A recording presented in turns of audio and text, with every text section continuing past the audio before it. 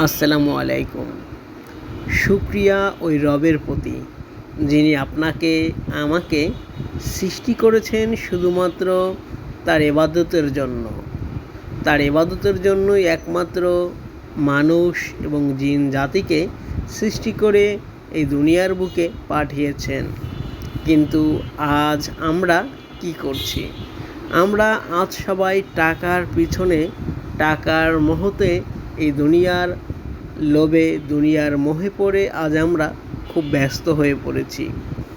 আল্লাহর জন্য ইবাদত বন্দেগি করা, মসজিদে গিয়ে ৫ ওয়াক্ত নামাজ আদায় করা আজ আমরা ঠিকমতো করছি না। প্রয়োজনে অপ্রয়োজনে মিথ্যা কথা বলছি, দিনের পথে হাঁটছি না। কিন্তু এই জন্য কি রব আমাদের সৃষ্টি করে দুনিয়াতে পাঠিয়েছেন?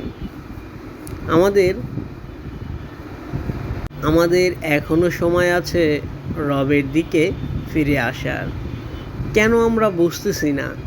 এই দুনিয়ায় আমাদের সব কিছু নয়। আমাদের ইহকাল, পরকাল, পরবর্তী জীবন নামে কিছু আছে এবং পরবর্তী জীবনই হচ্ছে আমাদের আসল জীবন। তার জন্য কেন আমরা ভালো কাজ করছি না, নবীগণের দেখানো পথে চলছি না? আমরা মানুষের ক্ষতি নিয়ে আজ ব্যস্ত। সবাই ব্যবসার পিছনে ব্যস্ত, কেউ টাকা ইনকামের ব্যস্ত।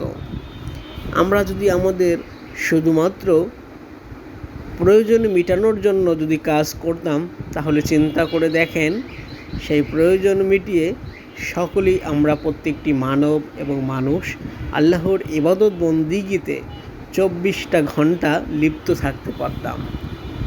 কিন্তু আজ আমরা তা করছি না। আমরা আজ অমানুষে পরিণত